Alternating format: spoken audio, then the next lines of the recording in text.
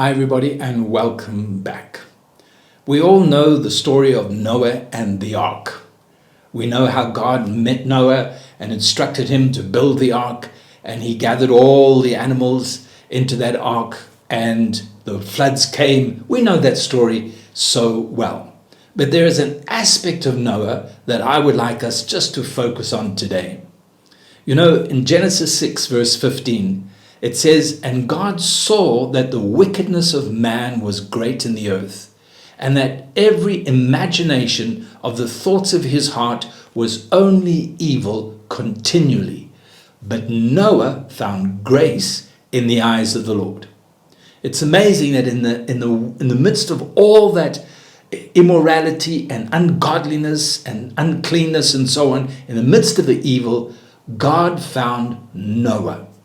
In chapter 7, Genesis 7 verse 1, it says, "And the Lord said to Noah, come into the ark, you and all your household, because I have seen that you are righteous before me in this generation." So what is God saying to us through the life of Noah? Very simply, it's this. As Noah stood in the midst of a wicked and perverse generation, he stood for righteousness, he lived a godly life. That is the call that God has placed on you and I. In the midst of this world that is plagued by moral decline, plagued by evil, debauchery, and all the evil imaginations of man, as in the days of Noah, there's no difference. It's perhaps worse. You know what goes on and through the press and social media. You know what's on the screens and in the books today.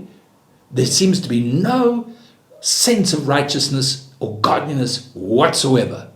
But in the midst of that, God is looking for you and I to be able to stand tall and stand firm and walk in righteousness and to be a testimony. Paul says in Philippians 2 verse 15, "We are called that we may be blameless and harmless, the sons of God, without reproach, without rebuke, in the midst of a crooked and perverse generation, among whom we must shine as lights in the world." So that's what I see in the life of Noah.